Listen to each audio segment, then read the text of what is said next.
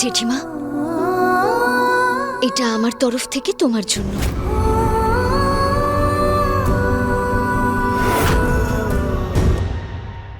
মা, এই মহারানী আপনার জন্য উপহার এনেছে কেন? আপনি তো ওকে কত কষ্ট দিয়েছেন। নিশ্চয়ই এর মধ্যে সাপ বিছে এসব থাকবে। আপনি খুলবেন না মা, একদম খুলবেন না।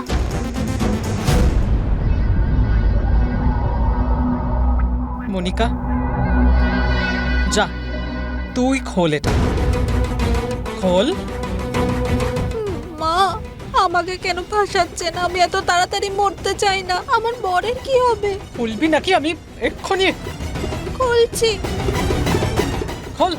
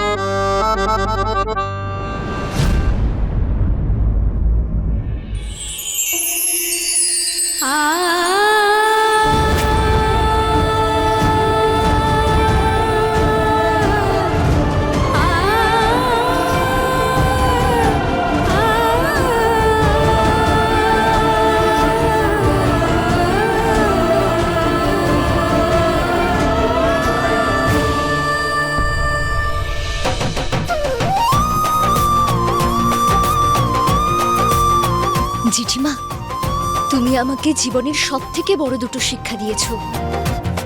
যদি মানুষ রুটি বানাতে আর টাকা ইনকাম করতে শিখে যায়, তখন তাকে কারোর সামনে হাত পাতার দরকার পড়ে না, আর না নিজের সম্মান হারাতে হয়।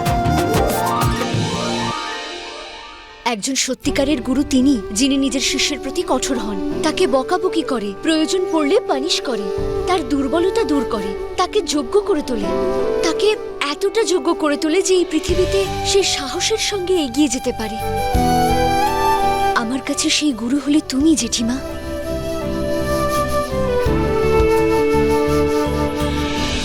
এটা ভেবে বসো না তোমার পরীক্ষা নেওয়া শেষ হয়ে গেছে।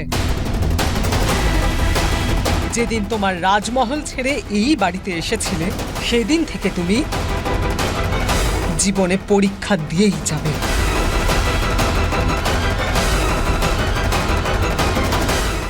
আমিও দেখব তোমার এই মুখের মধু কতদিন টেকে।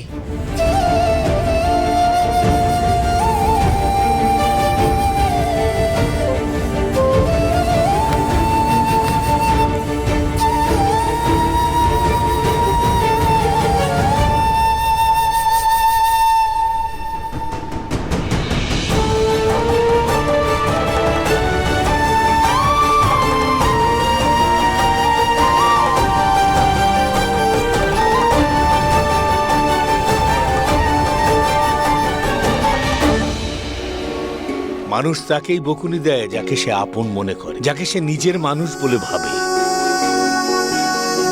এই বকুনির সময়টা খুব বেশি দিন চলে না। একদম চিন্তা করো না, তুমি দেখে নিও, খুব তাড়াতাড়ি সব ঠিক হয়ে যাবে।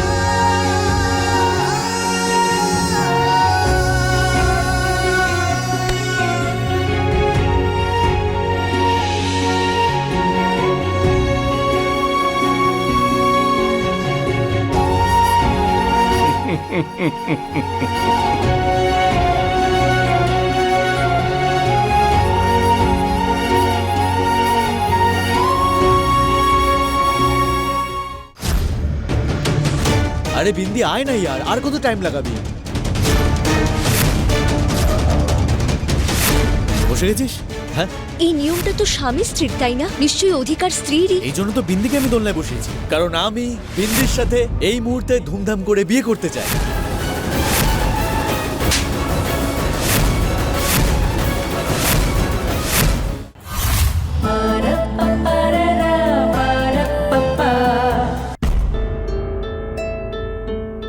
আমার তরফ থেকে গুরু পূর্ণিমার গিফট।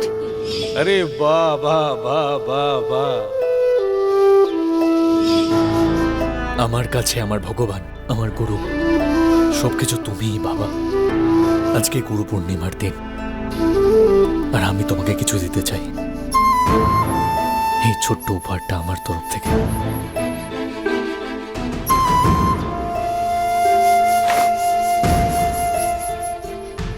দাঁড়াও।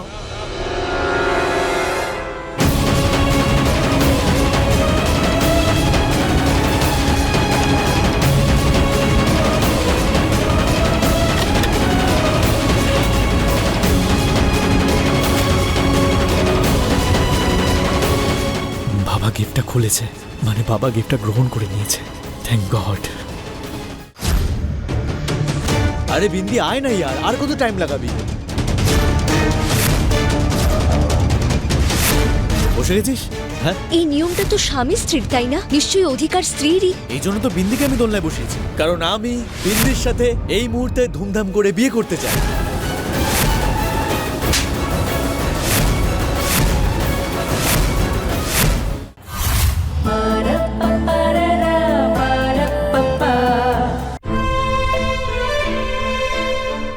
ওই গিফটটা কেমন লাগলো বাবা?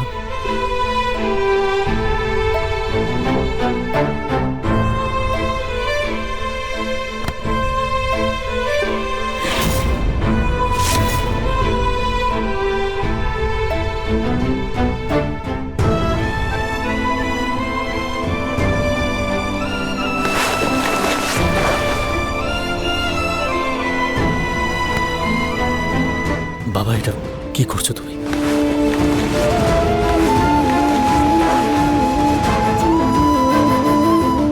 বাবা, এসব কি করছো? ঠিক এই রকম, এইভাবে ঈশা তোমার হাতে বন্দী হয়েছে, তোমার গোলাম হয়ে থাকবার জন্য নয়। যদি ওর বাবা সুবিচার করত, তাহলে ওই বেচারি এখানে কখনোই আসতো না, এই নরকে কখনো পা রাখতো না। এটা সত্যি, একেবারেই সত্যি যে তুমি ওর স্বামী হবার মোটেই যোগ্য নও। তোর চাইতে 1000 গুণ বেশি সহ্য করে নিয়েছে ওই মেয়েটা। সত্যি কথা বলবো, তুমি অনেক ভাগ্যবান যে ওর মতো মেয়ে তোমার স্ত্রী হয়ে এখানে আছে। আর ওর দুর্ভাগ্য যে তোমার মতো একটা গুন্ডা ওর স্বামী।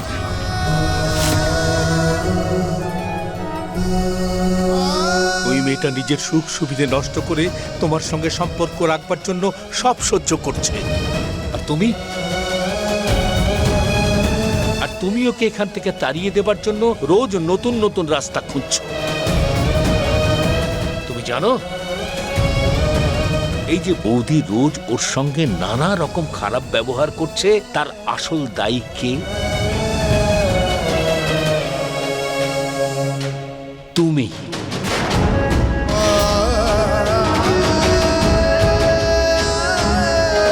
আরে সব ঠিক হয়ে যেত, ও আনন্দে থাকতো যদি তুমি সোজা রাস্তায় আসতে।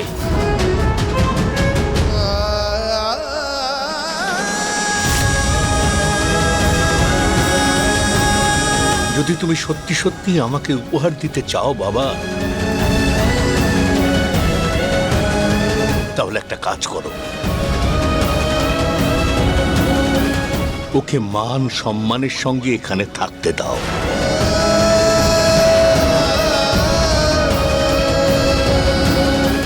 যেতে দিও না ওকে।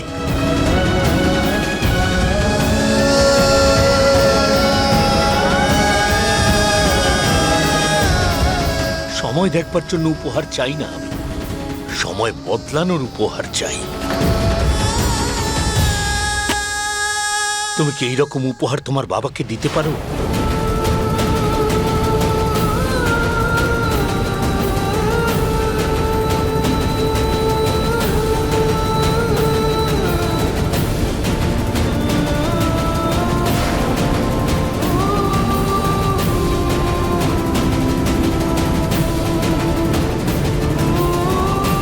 দিতে পারবে না, তাই না?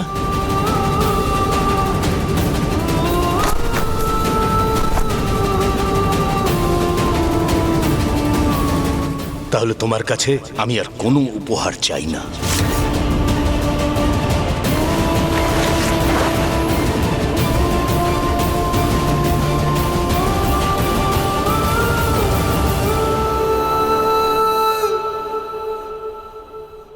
না বাবা,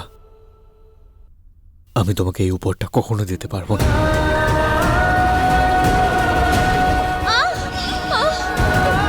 আমি তোমাকে কোনো একটা রাজ্যের ম্যাপ বানাতে বলিনি। আমরা সবাই এখানে শুকনো শুকনো পোড়া রুটি খাবো, আর তুমি মহারানী আমাদের চোখে ধুলো দিয়ে পাস্তা খেতে যাবে। এই মেয়েটার জন্য সবার বিছানা ভিজে গেছে, ওই তুলবে, আর সেটাও একা।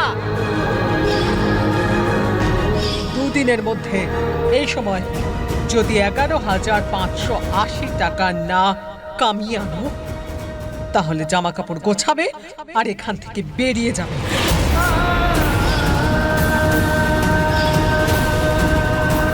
মূর্তি নড়লো? না স্যার, ওই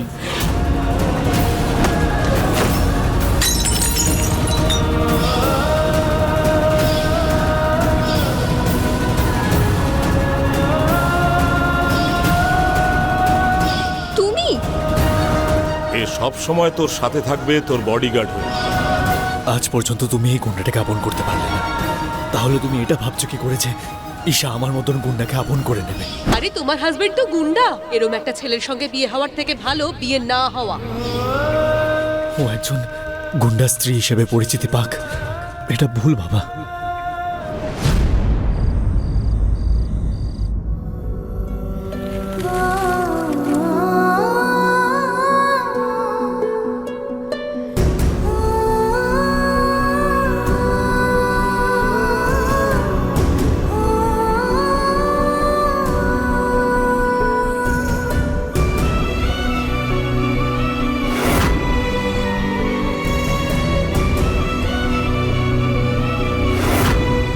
এটা কেমন জেদ তোমার ঈশা? তোমার একটা ইশারায় তোমার সামনে 56 ভোগ তৈরি থাকতো, আর আজকে এখানে শুকনো রুটি খাচ্ছ তুমি। এমনটা কেন করছো?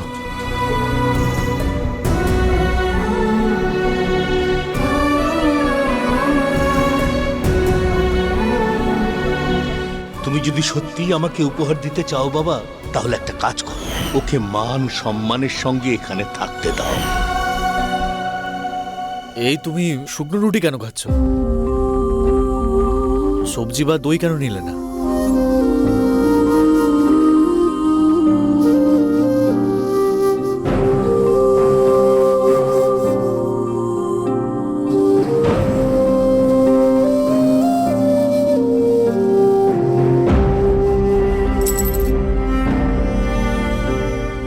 এই ফ্রিজে লক করা কেন?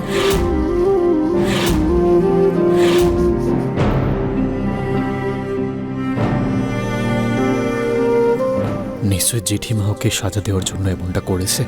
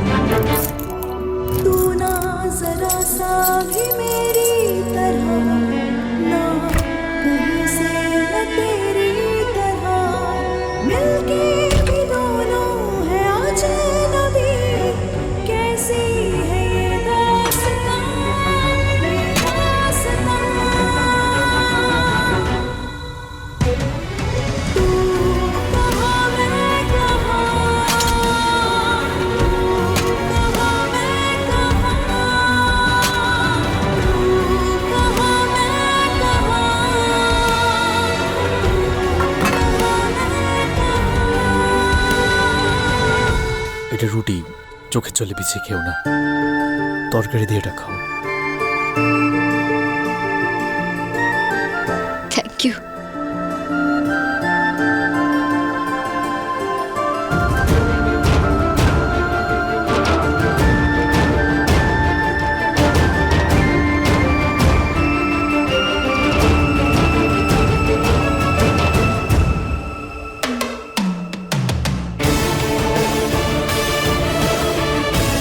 তুমি বুঝতে কেন পারছো না? এই বাড়িতে যতই তুমি বিপদ এড়িয়ে চলো না কেন, সেটা প্রত্যেক দিন নতুন চেহারা হয়ে তোমার সামনে এসে দাঁড়াবে।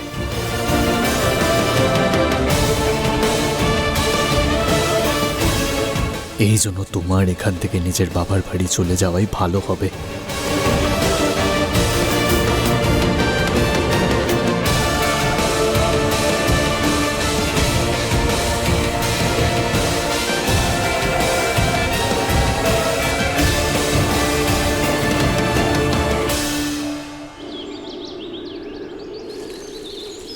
ওকে, এবার আপনি রাইট লেগটা স্ট্রেচ করুন। গুড।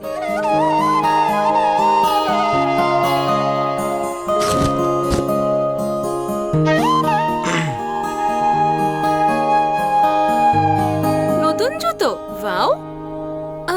কিন্তু আপনি সাইজটা ছোট নিয়েছেন না? ইয়েস, এটা অন্য কারোর জন্য গিফট। আসলে না, ওর পাটা অলমোস্ট তোমার পায়ের মতনই, তাই আমি ভাবছিলাম একবার যদি তুমি ট্রাই করতে আর তোমার পায়ে যদি ফিট হয়ে যায় তাহলে তাহলে এটাই গিফট করে দেবো। আরে বাহ, গিফট দিতে চাইছেন অথচ সাইজ জানেন না? সেই জন্যই তো বলছি, একবার পরে দেখো না প্লিজ।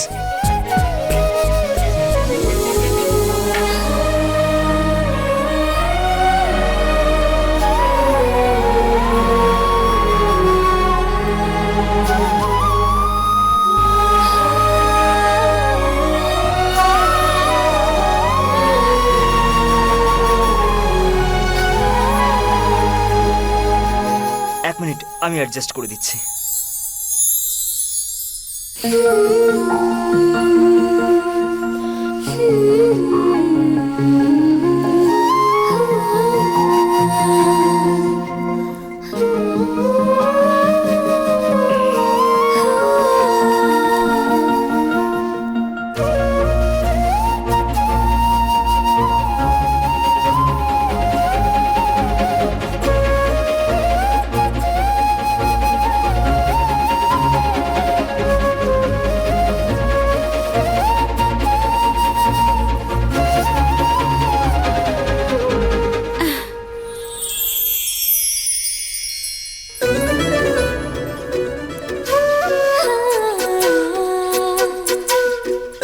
কেমন হয়েছে? ফিট আছে? হ্যাঁ, একদম ফিট আর কমফোর্টেবলও। যদি যাকে দেবেন তার পা আমার মতো হয় তাহলে দিয়ে দিন, একদম ফিট করে যাবে। দিয়ে দিয়েছি। ইয়েস কাভিয়া ম্যাডাম, এই শুজটা তোমার জন্য আমার তরফ থেকে ছোট্ট একটা গিফট। গিফট আমার জন্য? না না না না, আমি এই গিফটটা কি করে নেব? আমি নিতে পারবো না, আপনি এটা রেখে দিন। কিন্তু কাভিয়া, কাভিয়া, তুমি আমাকে নিজের পায়ে দাঁড় করিয়েছো, আমার লাইফ, আমার ড্রিমস, আমার সবকিছু ফিরিয়ে দিয়েছো। আমি তো শুধু তোমাকে একটা শুজ দিচ্ছি, আমি কি ছোট্ট একটা গিফটও কি তোমাকে দিতে পারবো না? না না, আমি এত দামি গিফট কি করে আরব স্যার নেব? আমি নিতে পারবো না স্যার। কাভিয়া, তুমি শুধু আমার কেয়ারটেকার নও, আমার খুব ভালো বন্ধুও। বন্ধুকে না বলে না। আর প্লিজ এই আরব স্যার বলে ডাকা বন্ধ করো।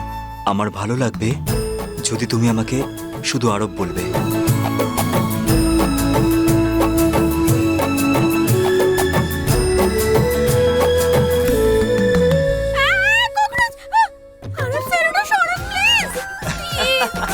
কাভিয়া, তুমি এই ছোট্ট একটা আরশোলা থেকে ভয় পাচ্ছো? খুব ভয় পাই আমি, প্লিজ ওকে সরান। আচ্ছা ঠিক আছে, আমি আরশোলাটাকে সরিয়ে দিচ্ছি। প্রথমে তুমি তো আমার থেকে একটু দূরে সরো।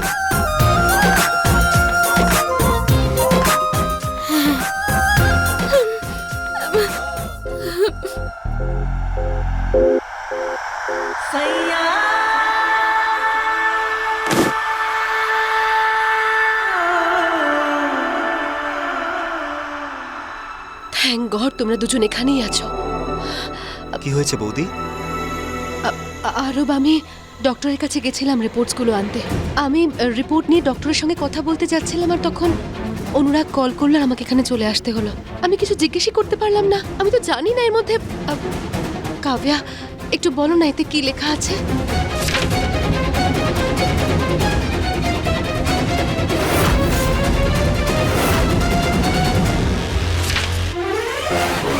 খুশবু বৌদি, আমার আমার সন্দেহই ঠিক ছিল। প্রবলেম অনুরাগ স্যারেরই আছে। কি? অনুরাগ স্যার বাবা হতে পারবেন না।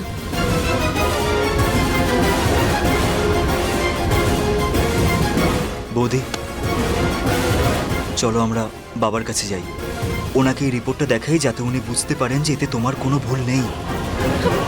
ট্রাস্ট মি, আমি তোমার কোনো ক্ষতি হতে দেব না। চলো গিয়ে দেখাই বাবাকে। হে ভগবান, তোমার অনেক লীলা। ভগবান দেখো আমাদের। এই সূর্য, এত সকাল সকাল কোথায় যাচ্ছিস? আজকে বাবু তাড়াতাড়ি রেখেছে জেঠিমা। আর তুই এইভাবে যাবি নাকি? খালি পেটে কিছু মুখে দিয়ে যা। আরে না জেঠিমা, ওই মনিকা, তাড়াতাড়ি পরোটা নিয়ে আসো। জেঠিমা, না না না, লেট হয়ে যাবে। বাবু লেট করা পছন্দ করেন না, আর আমাকে সময় মতো পৌঁছতেই হবে। দাঁড়া দাঁড়া দাঁড়া, আরে আমি তো তোকে টিফিনটা দিয়ে দিতাম রে। জেঠিমা, তুমি তো জানো যে বাবু।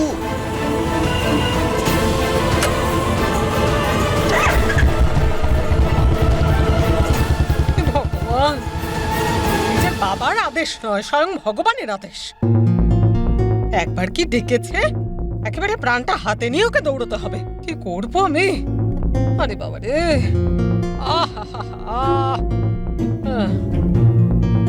দে এদিকে দে।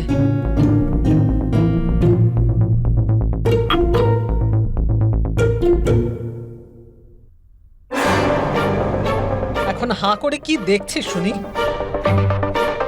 গিয়ে খাবার দাবার বানা কিছু, আর সূর্যের জন্য টিফিন বানিয়ে রাখবি। কারোর হাত দিয়ে বরং ওই বাড়িতে আমি পাঠিয়ে দেব।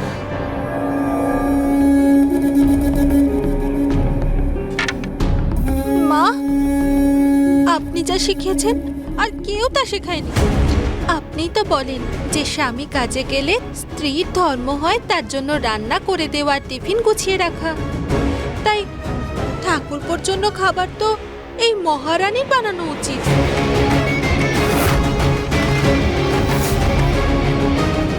কি তাই না মা? হ্যাঁ হ্যাঁ হ্যাঁ, একদম। আমি বানাবো সূর্যের জন্য খাবার, আমি টিফিন প্যাক করে দেবো। আমি মুভিজে দেখেছি যে হাজবেন্ড কাজে যায় আর ওয়াইফরা তাদের জন্য টিফিন প্যাক করে। ওয়াও, আমার লাইফেও টিফিন প্যাকিং মোমেন্ট এসে গেল। আমি সূর্যের জন্য টিফিন প্যাক করে দেবো। মনিকা বৌদি, আমি আসলে টিফিন প্যাক করতে ভালো করে পারি না, আমাকে শিখিয়ে দেবে প্লিজ? আচ্ছা মহারানী, তুমি কি সত্যি জানো না যে টিফিন কি করে গোছাতে হয়, নাকি মজা করছো? না না মনিকা বৌদি, আমি যখনই বাইরে যেতাম পেছনে পেছনে সার্ভেন্টরা আসতো, আর যখনই খিদে পেত বুফে টেবিল তৈরি থাকতো, পুরো টেবিল খাবারে ভরে থাকতো। ওরে বাবা, একজনের জন্য এতজনের খাবার সাজাতো? তাহলে চলে যাও না ওখানে। এখানে পড়ে থাকতে কে বলেছে? শুধু কথাই বলে যাবে, নাকি আমার ছেলের জন্য খাবার দাবার বানাবে? যদি আজকে সূর্য খালি পেটে থাকে তাহলে তার জন্য দায়ী তুমি হবে।